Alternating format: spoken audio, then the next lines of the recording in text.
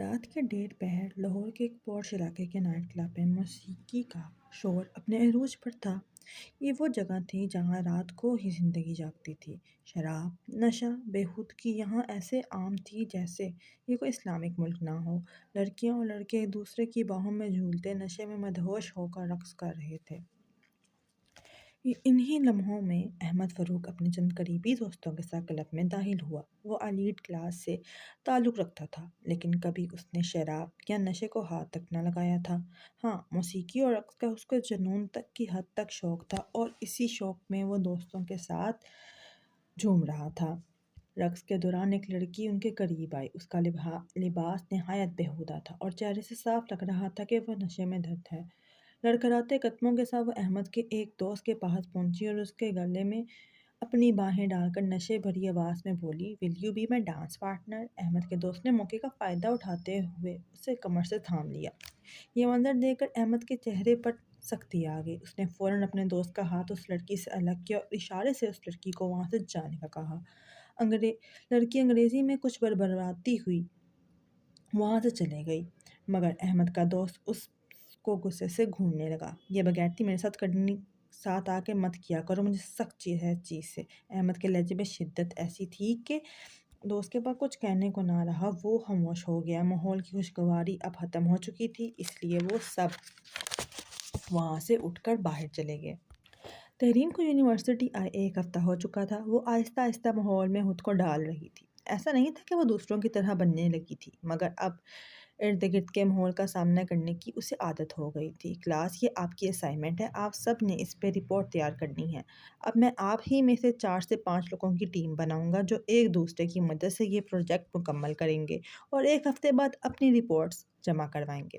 Professor اسرار نے سب پر نظر ڈالتے ہوئے کہا اور کلاس کی CR زہرا کو بلا کر ایک کاغذ تھما دیا جس پر ٹیموں اور ان کے اراکین کے نام درج تھے۔ اتفاق سے تحریم اور احمد ایک ہی ٹیم میں آ گئے۔ ان کا موضوع تھا غربت پر ایک رپورٹ تیار کرنا۔ "کتنا بورنگ ٹاپک ملا ہے یار ہمیں۔" احمد گروپ میں بیٹھے سب سے بولا۔ تحریم خاموشی سے سنتی رہی۔ "اب تو سب کے حالات اتنے اچھے ہو گئے ہیں، پاکستان اتنی ترقی کر لی ہے، کہاں سے ڈھونڈیں گے ہم غریب لوگ جن سے ہم کہیں کہ کیمرے کے سامنے آ کر ہمیں اپنی غربت دکھاؤ۔" یہ فرحان تھا، احمد کا قریبی دوست۔ احمد نے بھی ہنستے ہوئے اس کی بات کی تائید کی۔ تحریم کے لیے خاموش رہنا اب مشکل ہو چکا تھا۔ "اگر آپ لوگوں کی زندگی سکون سے گزر رہی ہے تو اس کا مطلب یہ نہیں کہ ملک میں ہر شخص خوشحال ہو۔ کئی لوگ غربت اور قرض کے بوجھ تلے دبے ہیں، اور کہیں کہیں تو لوگ کئی دن تک بھوکے رہتے ہیں۔" اس نے سخت لہجے میں کہا۔ اس کی بات پر احمد کی ہنسی مدھم ہوئی اور اس نے تنگ نظر سی نگاہ اس کے چہرے پر ڈالی۔ "اوہ، میں تو بھول ہی گیا تھا کہ گریٹ جرنلسٹ آصف خان کی بیٹی ہمارے گروپ میں ہیں۔ تو میڈم، آپ بتائیں، آپ کے نزدیک غربت کیا ہے؟ سوشل میڈیا پر وہ رپورٹس جو حکومت کے خلاف پیسے کے لیے تیار کی جاتی ہیں، یا وہ غربت ہے آپ کے نزدیک؟" احمد کے طنزیہ لہجے میں باپ کا ذکر تحریم کو چبھ گیا۔ "دیکھیں مسٹر احمد فاروق، میرے باپ کو بیچ میں مت لائیں۔ وہ ایک باصلاحیت اور سچے صحافی تھے، اور میں بھی انہی کے نقش قدم پہ چل رہی ہوں۔ رہی بات اس پروجیکٹ کی، تو مجھے نہیں لگتا کہ میں آپ کے ساتھ کام کر سکوں گی۔ آج ہی جا کر آفس میں اپنی ٹیم تبدیل کرواتی ہوں۔" وہ غصے سے کہہ کر اپنی چیزیں سمیٹنے لگی۔ ابھی وہ اٹھ ہی رہی تھی کہ پیچھے سے احمد کی طنزیہ آواز گونجی۔ "ہاں ہاں، جاؤ، بڑی آئی ہمیں سبق پڑھانے والی۔ باپ کو تو انصاف کبھی ملا نہیں، اور یہ بڑی آئی ان کے نقش قدم پہ چلنے والی۔" اس کے دوستوں کی ہنسی اور ایک اونچا قہقہا کلاس میں گونج اٹھا۔ تحریم کی آنکھوں سے 2 آنسو ٹپکے۔ اس نے شکوہ بھری نگاہ احمد پر ڈالی۔ احمد کی نظریں اچانک اس سے ملیں اور ان آنکھوں میں کچھ ایسا تھا کہ اس کی ہنسی فوراً غائب ہو گئی۔ دل میں ایک انجانا سا بوجھ اترا، مگر وہ خود بھی نہیں سمجھ پایا کہ کیوں۔ "تحریم، میں تو مذاق کر رہا تھا۔" احمد نے وضاحت دینی چاہی، مگر اس سے پہلے کہ وہ کچھ اور کہتا، تحریم روتی ہوئی کلاس سے نکل گئی۔ احمد نے پریشانی میں اس کے پیچھے جانا چاہا، لیکن فرحان نے اس کو روک دیا، اور یہ پچھتاوا اسے نئے سفر کا آغاز تھا جو تحریم اور احمد کی زندگی میں ہونے والا تھا۔ تحریم کے لیے اس کی سیلف ریسپیکٹ سب سے بڑھ کر تھی۔ اس نے فوراً اپنا گروپ تبدیل کروا لیا اور پورے پروجیکٹ کے دوران احمد کو مکمل طور پہ نظر انداز کیا۔ اس کی بے رخی احمد کو صاف محسوس ہو رہی تھی۔ کلاس میں بھی وہ اس کا وجود نہ ہونے کے برابر سمجھتی۔ اگر کبھی کسی کام کے سلسلے میں اس کو احمد سے بات کرنی پڑتی تو کسی اور کے ذریعے پیغام بھجوا دیتی۔ احمد فطرتاً لاپرواہ لڑکا تھا، لیکن تحریم کا یہ رویہ اس کے لیے ناقابل برداشت تھا۔ وہ اندر ہی اندر پچھتاوے کا شکار تھا۔ تحریم کیا ہم بات کر سکتے ہیں؟ وہ اس وقت لائبریری میں نوٹس تیار کر رہی تھی جب احمد اس کے پاس آ کر بیٹھ گیا۔ مجھے تم سے کوئی بات نہیں کرنی مسٹر، اس نے غصے سے کہا اور اپنی چیزیں سمیٹنے لگی۔ احمد اسے خاموشی سے دیکھتا رہا۔ زندگی میں پہلی بار وہ کسی لڑکی کے لیے اس طرح جھکا تھا اور وہ لڑکی سامنے کھڑی تحریم تھی۔ لیکن مجھے تم سے ہی بات کرنی ہے۔ احمد فوراً اس کے پیچھے چل پڑا۔ تحریم نے ناگواری سے پلٹ کر دیکھا۔ اس کو یہ بالکل پسند نہیں تھا کہ کوئی اس کا پیچھا کرے۔ بولو کیا بات ہے؟ تحریم نے بازو سینے پر باندھتے ہوئے اس سے گھورا۔ احمد ہلکا سا مسکرا دیا۔ میں تم سے سوری کرنے آیا ہوں۔ مجھے مذاق میں بھی تمہارے بابا کا ذکر نہیں کرنا چاہیے تھا۔ مجھے معاف کر دو۔ اس کی آنکھوں میں سچائی جھلک رہی تھی۔ تحریم ایک لمحے کے لیے اسے دیکھا اور پھر دھیرے سے بولی، کوئی بات نہیں، میں نے معاف کیا۔ یہ کہہ کر وہ آگے بڑھ گئی لیکن احمد اس کے سامنے آ کر کھڑا ہو گیا۔ تحریم نے اسے سوالیہ نظروں سے دیکھا۔ ایسے نہیں مس تحریم آصف، اس نے مسکراتے ہوئے کہا۔ مطلب؟ تحریم نے الجھن سے پوچھا۔ آپ کو میرے ساتھ ایک کپ چائے پینی پڑے گی، تبھی میں مانوں گا کہ آپ نے مجھے معاف کیا۔ احمد کے لہجے میں نرمی تھی۔ تحریم چند لمحے خاموش رہی، پھر سخت لہجے میں بولی، میں لڑکوں کے ساتھ چائے نہیں پیتی۔ احمد ایک پل کو چپ ہو گیا۔ تحریم اس کی خاموشی دیکھ کر آگے بڑھنے لگی تو وہ پھر اس کے ساتھ ہو لیا۔ اپنا بل آپ خود دے دیجیے گا، بس میرے ساتھ بیٹھ کر ایک دفعہ چائے پی لیجیے۔ تحریم نے پلٹ کر اسے دیکھا اور اس کے دیکھنے پر احمد نے ہاتھ جوڑ دیے جیسے کہہ رہا ہو پلیز۔ اچھا ٹھیک ہے، تحریم نے ہار مانتے ہوئے کہا۔ یہ محض ایک کپ چائے نہیں تھی بلکہ ان کی دوستی کی شروعات تھی، اور وہ دونوں نہیں جانتے تھے کہ یہ شروعات کس انجام کی طرف بڑھ رہی ہے۔ وہ دونوں اپنے ڈپارٹمنٹ کے کیفیٹیریا میں بیٹھے تھے۔ احمد نے 2 کپ چائے کا آرڈر دیا اور اب اپنے سامنے بیٹھی اس لڑکی کو غور سے دیکھنے لگا۔ وہ آسمانی رنگ کی شلوار قمیص پہنے ہوئے تھی اور سر پر دوپٹہ ترتیب سے اوڑھے بیٹھی تھی۔ کچھ کچھ تو تھا اس لڑکی کی شخصیت میں جو احمد کو اپنی طرف کھینچ رہا تھا۔ حالانکہ اسے مشرقی لباس پہننے والی لڑکیاں کبھی خاص پسند نہیں آئیں، لیکن تحریم کے معاملے میں وہ خود بھی نہیں سمجھ پا رہا تھا کہ آخر وہ اس کے سامنے اتنا نرم کیوں پڑ رہا ہے۔ تو تمہارے بابا کو گزرے کتنے سال ہو گئے؟ احمد کو سمجھ نہیں آئے گا گفتگو کہاں سے شروع کرے، اس لیے یہ سوال پوچھ لیا۔ 10 سال۔ جواب مختصر اور سنجیدہ آیا۔ اللہ ان کی مغفرت فرمائے اور جنت میں انہیں اعلیٰ مقام عطا کرے، احمد نے دھیرے سے کہا۔ آمین۔ تحریم کے لیے وہاں بیٹھنا مشکل ہو رہا تھا۔ وہ جلد سے جلد اٹھ جانا چاہتی تھی۔ اتنے میں ویٹر چائے لے آیا تو اس نے سکھ کا سانس لیا۔ آپ اپنے بارے میں کچھ بتائیں۔ احمد کو اس کی خاموشی اچھی نہیں لگ رہی تھی۔ وہ بار بار گفتگو کا بہانہ ڈھونڈ رہا تھا جبکہ تحریم ایک ہی جملے میں بات ختم کر دیتی۔ میرے بارے میں جان کر کیا کریں گے آپ مسٹر احمد فاروق؟ میں ایک شہید کی بیٹی ہوں جسے لوگ غدار سمجھتے ہیں، اس کے سوا میرا کوئی تعارف نہیں۔ اس کے ہونٹوں پر تلخ مسکراہٹ تھی جب وہ چائے کی چسکی لینے لگی۔ میرے بابا اس شہر کے بڑے بزنس مین ہیں۔ ہماری کمپنی شہر کے مشہور کمپنیوں میں شمار ہوتی ہے، احمد نے فخر سے کہا۔ وہ بات کا رخ بدلنے کی کوشش کر رہا تھا۔ تحریم نے اس کی طرف دیکھ کر ہلکی سی مسکراہٹ دی۔ یہ تو میں جانتی ہوں مسٹر احمد، اس نے کپ میز پہ رکھتے ہوئے جواب دیا۔ اچھا، وہ کیسے؟ احمد کو خوشگوار حیرت ہوئی۔ تحریم لمحے بھر کو اسے دیکھا اور مسکرا کر بولی، شاید آپ کو یاد نہیں ہو لیکن آپ ہر نئے ملنے والے کو سب سے پہلے اپنے والد کا حوالہ دیتے ہیں۔ آپ کی پہچان آپ کے باپ کے نام سے ہے۔ اگر آپ کا نام سے فاروق ہٹا دیا جائے تو آپ کی کوئی پہچان باقی نہیں رہتی۔ جواب کی تلخی نے احمد کو خاموش کر دیا۔ وہ شرمندگی سے نظریں جھکا گیا۔ چائے کے لیے شکریہ، اب میں چلتی ہوں۔ تحریم نے بل میز پہ رکھا اور اٹھ گئی۔ احمد نے اسے جاتے ہوئے دیکھا مگر کچھ کہہ نہ سکا۔ پھر ملیں گے مجھ تحریم آصف، اس نے پیچھے سے آواز دی۔ تحریم بنا رکے آگے بڑھ گئی اور احمد اس کی کہی ہوئی باتوں پر غور کرنے لگا۔ تحریم گھر آئی تو تبسم بیگم گھر پر موجود نہیں تھی۔ ان کو کوئی بڑا آرڈر ملا تھا جس کے لیے آج ان کی سلائی سینٹر دیر تک رکنا تھا۔ تحریم نے کپڑے تبدیل کیے اور کچن کی طرف بڑھ گئی۔ آج رات کا کھانا اس کو بنانا تھا۔ دوسری طرف احمد یونیورسٹی سے آ کے اپنے بیڈ پہ لیٹا ہوا تھا، کسی گہری سوچ میں گم۔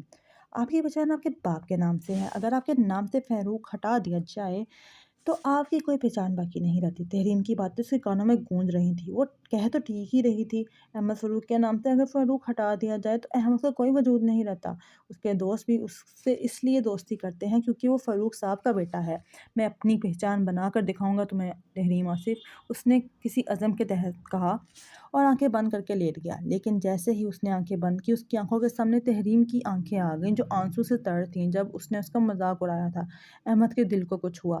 کیا ہو گیا ہے احمد؟ تم معافی تو مانگ چکے ہو، اب کیوں اتنا سوچ رہے ہو؟ اس نے تلخی سے خود کو کہا اور آنکھیں بند کر کے دوسری طرف منہ کر لیا۔ دیکھتے ہی دیکھتے وہ سو گیا۔ لیکن سوال یہ تھا، کیا واقعی صرف معافی کافی تھی؟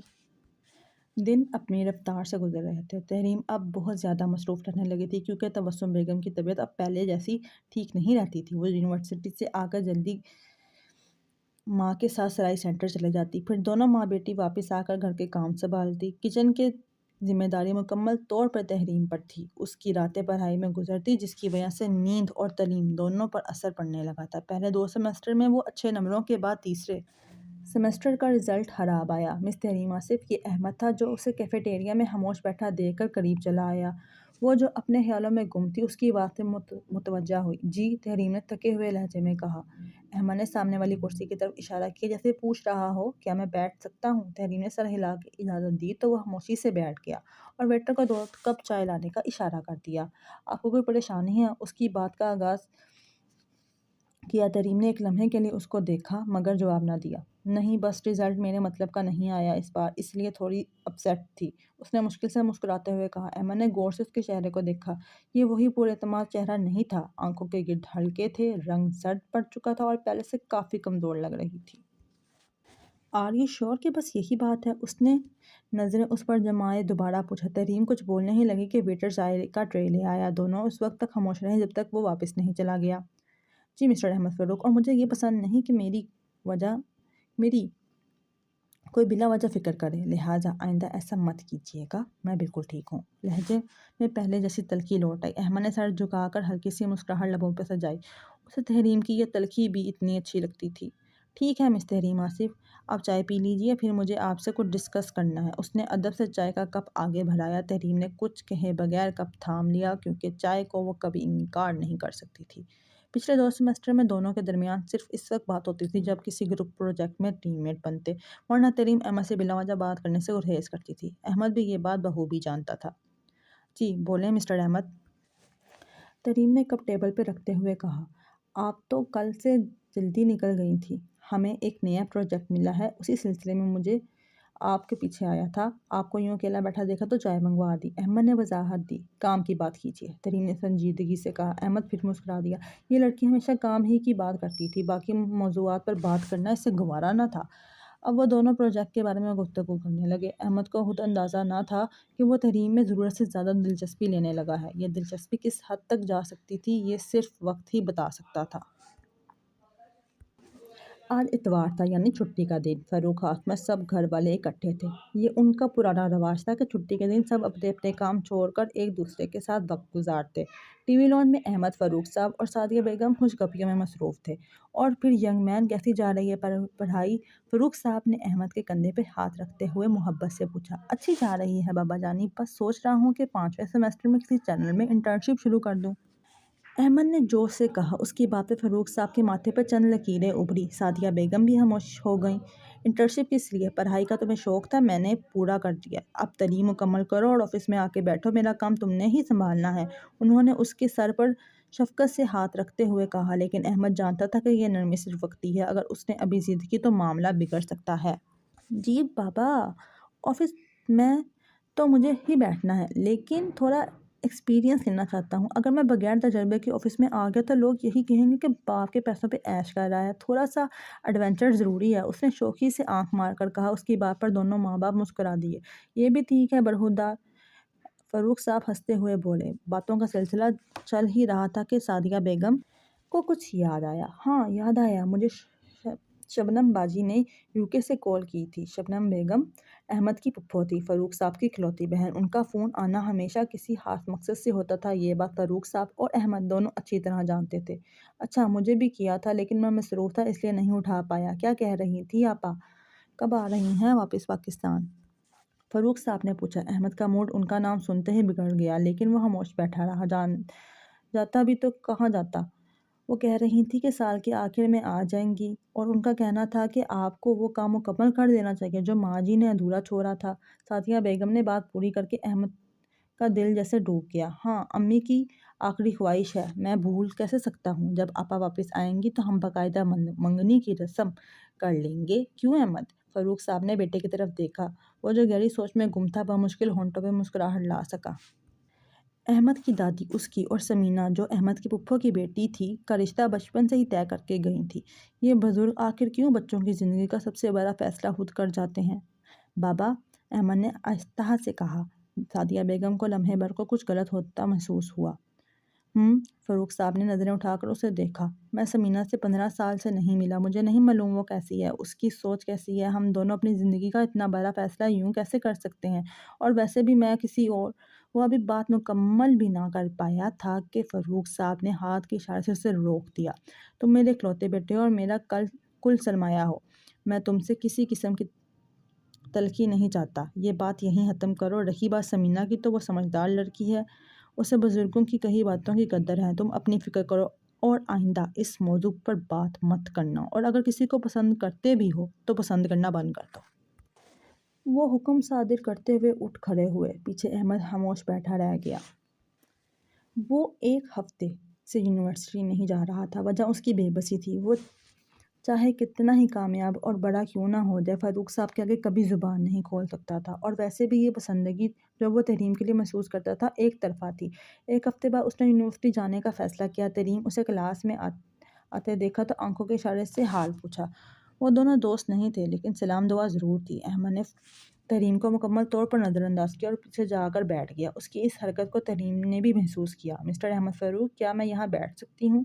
یہ یونیورسٹی کے کھلے گراؤنڈ کی داخلی سیڑھیاں تھیں، جہاں وہ دنیا جہاں سے بے خبر اپنی سوچوں میں گم بیٹھا تھا۔ تحریم کی آواز پر چونکا اور اس کی طرف متوجہ ہوا۔ ہاں بیٹھ جاؤ، کوئی کام تھا کیا؟ اس نے تحریم کو بیٹھتے دیکھ کر پوچھا۔ تحریم مسکرائی اور بیگ سے ایک فائل نکال کر اس کی طرف بڑھا دی۔ یہ کیا ہے؟ احمد نے حیرانی سے پوچھا۔ تم تو ایک ہفتے سے غائب ہو گئے تھے اور یہ پروجیکٹ کل جمع کروانا ہے۔ یہ تمہاری پریزنٹیشن ہے جو میں نے خود بنائی ہے، ایک بار پڑھ لینا، اگر کچھ چینج کرنا ہوا تو کر لینا اور مجھے بتا بھی دینا۔ وہ مسکرا کر بولی۔ احمد کے دل کو کچھ ہوا۔ کیا اسے بتا دوں؟ دل اور دماغ کی جنگ چھڑ گئی۔ دماغ کہہ رہا تھا کہ اس کا کوئی فائدہ نہیں، لیکن دل کسی حال پر ماننے کو تیار نہ تھا۔ تریم، ایک بات کہوں، برا تو نہیں مانو گی؟ احمد نے دماغ پر دل کو فوقیت دی۔ بولو۔ وہ اس کی طرف بغور دیکھ رہی تھی۔ مجھے تم پسند ہو، میں تم سے شادی کرنا چاہتا ہوں، مگر… یہ کہہ کر اس نے اتوار والے دن کا سارا واقعہ سنا ڈالا۔ تریم خاموشی سے سنتی رہی۔ جیسے ہی احمد کی بات ختم ہوئی وہ اٹھ کھڑی ہوئی۔ میں نے آپ سے کچھ دن مسکرا کر بات کیا کر لی اور آپ نے خود سمجھ لیا۔ اس کا انداز غصے والا نہیں تھا، مگر شکوہ ضرور تھا۔ احمد بھی فوراً کھڑا ہو گیا۔ نہیں، ایسی بات نہیں ہے، اس نے صفائی دینی چاہیے تھی، مگر تحریم نے ہاتھ کے اشارے سے اسے روک دیا۔ دیکھیں مسٹر احمد فاروق، آپ کی اور میری دنیا میں زمین آسمان کا فرق ہے۔ میں یہاں پڑھنے آتی ہوں، عشق محبتیں کرنے نہیں، اس لیے جو کچھ آپ نے ابھی کہا اسے بھول جائیں۔ بہتر یہی ہوگا کہ ہم اکیلے نہ ملیں، صرف کلاس کی حد تک میں آپ مجھ سے بات کر سکتے ہیں۔ خدا حافظ۔ وہ صاف اور واضح الفاظ میں انکار کر کے جا چکی تھی۔ احمد کا دل ایک بار پھر ٹوٹ گیا، اور اس بار درد پہلے سے کہیں زیادہ تھا۔ اس نے ضبط کرتے ہوئے آنکھیں بند کی، آنکھوں میں آنسو بھر آئے اور وہ اس لڑکی کو جاتے دیکھتا رہ گیا۔ اس دن کے بعد احمد نے یونیورسٹی کا رخ نہ کیا۔ کچھ دن بعد جب تحریم نے اس کے دوستوں سے پوچھا تو پتہ چلا کہ وہ اچانک ملک سے باہر جا چکا ہے۔ لمحے بھر کے لیے تحریم کے دل میں خیال آیا کہ شاید اس سب میں اس کا کوئی قصور ہے، مگر اگلے ہی پل اس نے یہ سوچ جھٹک دی۔ وہ یہاں پڑھنے آئی تھی، اس کے پاس محبت جیسے فضول جذبات کے لیے وقت کہاں تھا؟ اس کی منزل ایک ایماندار صحافی بننا تھی، تاکہ اپنے والد کے خواب کو سچ کر سکے۔ دن اپنی رفتار سے گزرنے لگے، سب اپنی اپنی زندگیوں میں مگن ہوں گے، اور وقت کہاں کسی کے لیے رکتا ہے۔ ایسے ہی ایک دن اچانک احمد کی منگنی کی خبر اس تک آ پہنچی۔ واہ، یہ تھی آپ کی محبت مسٹر احمد فاروق؟ تریم کے لبوں میں بے اختیار تلخی پھیل گئی۔ چند ہی مہینے میں احمد بآسانی آگے بڑھ گیا تھا۔ اکثر محبت کا پکا دعویٰ کرنے والے نبھانے میں کچے نکلتے ہیں۔ اگرچہ تریم کے دل میں احمد کے لیے کبھی کوئی محبت نہ تھی، نہ ہی وہ خود کو ایسے جذبات کا اسیر سمجھتی تھی، لیکن پھر بھی نہ جانے کیوں اس کی منگنی کی خبر اس کو اچھی نہیں لگی تھی۔